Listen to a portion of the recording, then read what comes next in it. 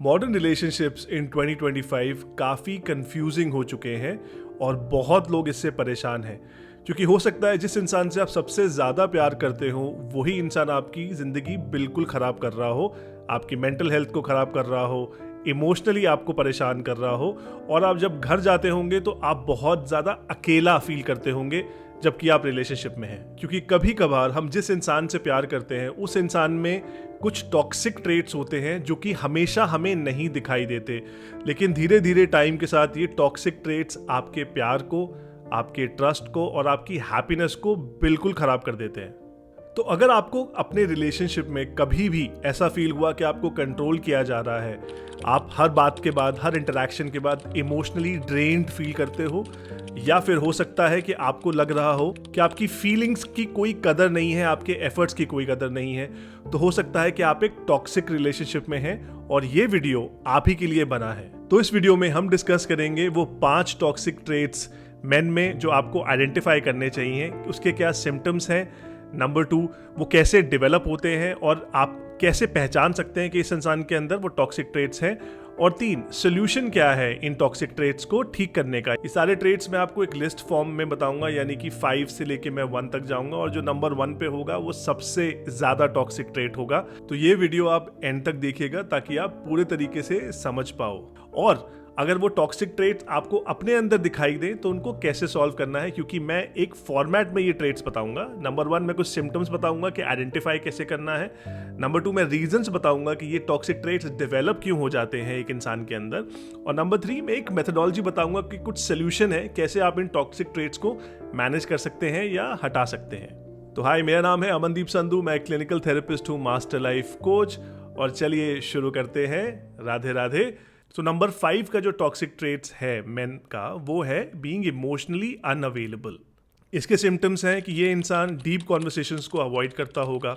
हो सकता है अगर लड़ाई हो रही हो तो ये इंसान एस्केपिज्म दिखाए, चला जाए वहाँ से, आपके इमोशंस को माने ही ना, डिसमिस कर दे आपके इमोशंस को, या हो सकता है कि बिल्कुल ही कोल्ड हो जाए कॉन्वर्सेशन के अंदर क्योंकि आपने इनसे लड़ाई कर ली, आपने इनकी बात नहीं मानी।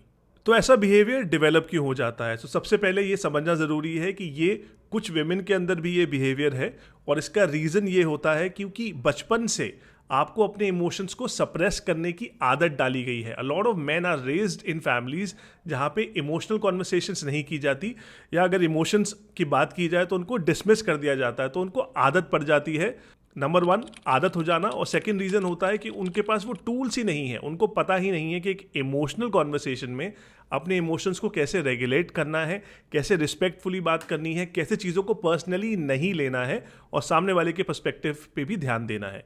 तो क्योंकि उनको पता नहीं है, उनको आदत नहीं है, उनके पास वो टूल्स नहीं है हैंडल करने के, तो ऐसे लोग बहुत ही जल्दी इमोशनली डिस्कनेक्टेड हो जाते हैं और एस्केपिज्म दिखाते हैं, भाग जाते हैं। तो अपने पार्टनर के इमोशंस की ये लोग कदर नहीं कर पाते और इमोशनली अनअवेलेबल पार्टनर बनते हैं। अब सोल्यूशन के लिए एज अ मैन आपको ये समझना पड़ेगा कि इमोशंस दिखाना कोई वल्नरेबिलिटी या कोई वीकनेस का पार्ट नहीं है। हो सकता है कि आपकी फैमिली में जो एनवायरनमेंट आपको मिला वहाँ पे कोई भी अपने इमोशंस को नहीं एड्रेस करता हो, तो इसलिए आपने ये माइंडसेट डेवलप कर लिया है। लेकिन इमोशंस दिखाने में कोई प्रॉब्लम नहीं है। इनफैक्ट अगर आप इमोशंस दिखाते हैं और आपका पार्टनर उन इमोशंस को प्रोसेस नहीं करता, तो आपको पता चल जाएगा कि इन द लॉन्गर रन जब मुझे इस इंसान की ज़रूरत पड़ेगी, ये इंसान मेरे लिए इमोशनली अवेलेबल नहीं होगा, या हो सकता है वो इंसान इतना सेल्फ सेंटर्ड हो कि वो मेरे इमोशंस को ना समझ पाए और अपने ही सेल्फिश डिज़ायर्स में घुसा रहे। तो ये आपके लिए ज़रूरी है कि आप इमोशंस दिखाएं, एज ए टेस्टिंग मैकेनिज्म भी दिखा सकते हैं, but importantly as a balanced person आप इमोशंस दिखाएं, इमोशनल कॉन्वर्सेशंस करें, अपने इमोशंस के बारे में भी बात करें और अपने पार्टनर के इमोशंस के बारे में भी बात करें, क्योंकि उससे आपका जो रिलेशनशिप का बॉन्ड है वो स्ट्रांग बनेगा और फिर कोई थर्ड पर्सन आके इंटरफेयर नहीं कर पाएगा उसमें। सेकेंड टॉक्सिक ट्रेट है कंट्रोलिंग बिहेवियर। इसके सिम्टम्स हैं हमेशा ये डिक्टेट करना कि आपके पार्टनर को कैसे रहना चाहिए, क्या बोलना चाहिए, क्या पहनना चाहिए, किससे बात करनी चाहिए, और जो डिसीजंस हैं बिना उससे पूछे डिसीजन नहीं लेने चाहिए, या बिना कोई लाइफ का बड़ा डिसीजन उनको बताए नहीं करना चाहिए। कंट्रोलिंग बिहेवियर एक इनसिक्योर बिहेवियर है और ये जनरली डेवलप होता है एक फियर ऑफ अबैंडनमेंट की वजह से। यानी कि ये जो लड़का है जो आपको कंट्रोल करने की कोशिश कर रहा है, हो सकता है इसके पास्ट में कोई नेगेटिव इमोशनल एक्सपीरियंस हुआ है, हो सकता है उसकी पास्ट गर्लफ्रेंड ने उस पर चीट किया हो या छोड़ दिया हो या रिजेक्ट कर दिया हो, जिसकी वजह से अब उसको लगता है अगर मैं कंट्रोल नहीं करूंगा तो कोई और आके कंट्रोल करेगा, इन्फ्लुएंस करेगा और मेरा रिलेशनशिप टूट जाएगा। तो ये बहुत ही ज़्यादा फियर ऑफ अबैंडनमेंट से ऑपरेट करने वाली इनसिक्योर बिहेवियर है। ये एक डिफेंस मैकेनिज्म का पार्ट भी है, लेकिन इसका मतलब ये है कि आपके अंदर खुद में बहुत इनसिक्योरिटीज़ हैं कि आप रिलेशनशिप को मेंटेन नहीं कर सकते। तो आपको ऐसा फील होता है कि आप जब तक कंट्रोल करेंगे तब तक ही रिलेशनशिप आपके पास है, अदरवाइज आपको हो सकता है एंग्शियस या वरीइंग थॉट्स भी आते हो। तो ये कंट्रोलिंग बिहेवियर यहाँ से ओरिजिनेट होता है। हालांकि ये बिहेवियर मेन में ज़्यादा है, बट अनफॉर्चुनेटली विमेन में भी ये बिहेवियर इक्वली देखा गया है इन द मॉडर्न वर्ल्ड। इसको मैनेज करने के लिए इसका सोल्यूशन ये है कि आप अपने खुद के फियर्स, इनसिक्योरिटीज़ के ऊपर काम करें। आपके पास्ट में जो भी नेगेटिव एक्सपीरियंस हुआ है उसको सॉल्व करें। आप जर्नलिंग कर सकते हैं, आप एक साइकोलॉजिस्ट से बात कर सकते हैं, आप कोई अपने वाइज आपका इंसान है आपकी लाइफ में, कोई आपका एल्डर है, उससे बात कर सकते हैं। क्योंकि जब तक आप फियर और इनसिक्योरिटी से ऑपरेट करते रहेंगे तब तक आपका रिलेशनशिप हेल्दी नहीं होगा और आपको कभी वो पीस ऑफ माइंड नहीं मिलेगा। देखिए, ट्रस्ट बिल्ड करने में टाइम लगता है और किसी को कंट्रोल करके ट्रस्ट कभी नहीं आता। ट्रस्ट के लिए आपको उस इंसान को थोड़ा सा खुला छोड़ना पड़ेगा, तभी पता चलेगा कि ये इंसान मेरे ट्रस्ट के लायक है या नहीं है। और अगर वो इंसान दिखा देता है कि वो ट्रस्ट के लायक नहीं है तो ये आपकी विक्ट्री है, आप बच गए, अदरवाइज लंबा डैमेज हो सकता था आपके साथ। तो अगर आप एक कंट्रोलिंग इंसान हैं, आपको अपने ऊपर काम करने की ज़रूरत है। थर्ड रीज़न आता है अकाउंटेबिलिटी ना लेना किसी भी चीज़ की, अपनी गलती ना मानना, अपने पार्टनर को ब्लेम करना, तुमने इसलिए किया इसलिए मैंने ऐसा बिहेवियर किया, और अपने आप को थोड़ा सा विक्टिम पोर्ट्रे करना। ये काफ़ी ज़्यादा मैनिपुलेटिव ट्रेट है और इसकी ओरिजिनेशन एक फ्रैजाइल ईगो की वजह से है। शायद हो सकता है इस इंसान को ये लगता हो कि इसे अपने रिलेशनशिप में पावर रखनी है और मेरी ईगो बड़ी है, मैं गलती मान लूँगा तो मैं छोटा हो जाऊँगा, मैं पावर डायनामिक्स को नहीं छोड़ सकता, मैं अपने पार्टनर के आगे नहीं झुक सकता। ऐसे कुछ वाहियात थॉट्स आते होंगे इस इंसान को। देखिए, सही रिलेशनशिप वही है जहाँ पे आप कंप्लीटली सरेंडर करें और आपका पार्टनर आपकी रिस्पेक्ट करे और प्यार करे। हाँ, ये मुश्किल से मिलता है, मुझे पता है। आप बोलेंगे अमन ये बड़ा इम्प्रैक्टिकल थॉट है, ऐसा कोई नहीं होता। ऐसे बहुत कम लोग हैं और उनको ढूंढना पड़ेगा।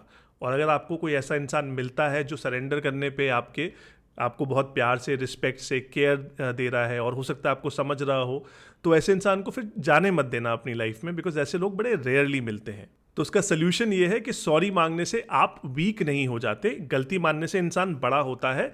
एंड प्लीज़ अंडरस्टैंड, आपको ज़िंदगी में अपनी गलती मान के ही आप आगे बढ़ सकते हैं लाइफ में कि हाँ, मुझसे कुछ गलती हुई, कुछ इनकम्प्लीट रह गया, तो मैं आगे बढ़ता हूँ, मैं कुछ सीखता हूँ। इस माइंडसेट से ऑपरेट करेंगे तो रिलेशनशिप में प्रॉब्लम नहीं आएगी और अकाउंटेबिलिटी ले पाएंगे अपने एक्शंस की। चौथा टॉक्सिक ट्रेट है पैसिव अग्रेसिव होना।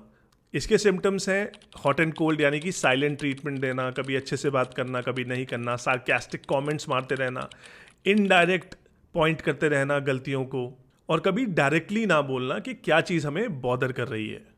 पैसिव अग्रेसिवनेस का एक बहुत बड़ा रीज़न होता है कि आपके पास अगेन वो टूल्स नहीं है कि आप इमोशनली इंटेलिजेंट कॉन्वर्सेशंस कर पाएँ।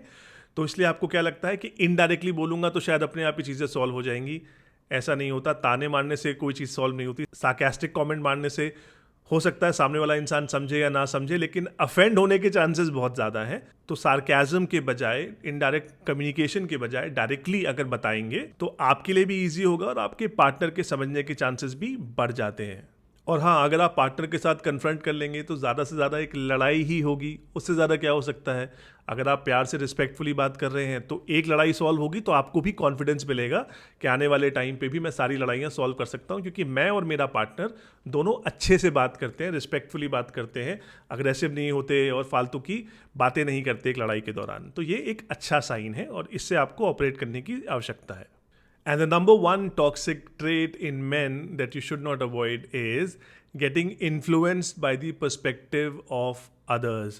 अपने बेस्ट फ्रेंड्स, अपने मॉम, अपने डैड, अपने क्लोजेस्ट फ्रेंड्स या फिर कोई इंस्टाग्राम पे इन्फ्लुएंसर, इनकी बातें सुन के इन्फ्लुएंस हो जाना और अपने पार्टनर को जज करना और अपने पार्टनर की सारी चीज़ों को इवैल्यूएट करते रहना हमेशा। ये नंबर वन टॉक्सिक ट्रेट इसलिए क्योंकि इस इंसान की खुद की कोई ओपिनियन नहीं है और ये बहुत जल्दी इंसान किसी और के ओपिनियन से स्वे हो जाता है, इन्फ्लुएंस हो जाता है। ये टॉक्सिक ट्रेट इसलिए भी है क्योंकि इससे आपके जो पार्टनर है उनको कभी भी कोई इमोशनल सिक्योरिटी या सेफ्टी महसूस नहीं होगी। और जो इंसान अपना कोई पर्सपेक्टिव, अपना कोई माइंडसेट, अपनी कोई वैल्यू सिस्टम नहीं रखता, वो इंसान आगे जाके एक अच्छा पार्टनर कभी नहीं बन सकता। इस इंसान के बहुत जल्दी झूठ बोल देने के और चीटिंग करने के भी चांसेस हैं, क्योंकि किसी और ने बोला कि ये तो सही है, झूठ बोलना तो चलता है, थोड़ा बहुत तो झूठ बोलना पड़ता है, सारी बातें नहीं बता सकते रिलेशनशिप में। चीटिंग तो हर कोई करता है, चीटिंग जस्टिफाइड है। देखिए, जनरली चीटिंग और लाइंग एक बहुत ज़्यादा नेगेटिव ट्रेट है और ये हम सबको पता है। लेकिन एक इंसान अगर किसी और की बातों पे आके इन्फ्लुएंस हो जाता है और ये सब चीज़ें कर देता है, तो वो इंसान इमोशनली और इंटेलेक्चुअली काफ़ी ज़्यादा वीक है और ऐसे लोगों के साथ रिलेशनशिप बनाना बहुत मुश्किल है। ऐसा बिहेवियर जनरली डेवलप होता है क्योंकि एक इंसान को बहुत ही प्रोटेक्टिव एनवायरनमेंट में रखा गया है। उसकी अपब्रिंगिंग में, चाइल्डहुड में उसे कोई डिसीजन लेने नहीं दिया गया, बहुत कंट्रोल किया गया, मैनिपुलेट किया गया और उसने हमेशा दूसरों के बेसिस पे अपने डिसीजंस लिए हैं लाइफ के। इसकी वजह से उस इंसान की खुद की डिसीजन मेकिंग एबिलिटी कम रह गई और अब भी वो इंसान दूसरों पे ही डिपेंडेंट है डिसीजंस लेने के लिए। तो अगर आप ऐसे इंसान हैं तो आपके लिए ज़रूरी हो जाता है कि आप ये रियलाइज़ करें कि डिसीजंस ना लेना एक बहुत ज़्यादा इमोशनल और इंटेलेक्चुअल वीकनेस है। ज़्यादा से ज़्यादा क्या होगा अगर आपने गलत डिसीजन ले लिया, गलती होगी, you will learn something, right. किसी की जान तो नहीं जा रही, इतने बेवकूफ़ तो आप भी नहीं है कि अपनी जान को दाव पे लगाएंगे, है ना। तो डिसीजंस लीजिए, लाइफ में लेसन्स लीजिए, आगे बढ़िए, because continuous learning is the part of life. तो ये हो गए 5 हाईली टॉक्सिक ट्रेट्स इन मेन, कैसे आइडेंटिफाई करें और क्या उनका सोल्यूशन हो। अगर आपको वीडियो अच्छा लगा तो please hit the like button, please subscribe to the channel. This channel is dedicated to you understanding life from a psychological perspective. No फालतू का ज्ञान, only psychology and things that work with human behavior. अगर आपके कोई questions हैं, कोई doubts हैं तो आप कमेंट्स में लिख सकते हैं। And in the next video we will talk about 5 men toxic traits in women that you should not ignore. तो मैं आपसे नेक्स्ट वीडियो में मिलूंगा। राधे राधे।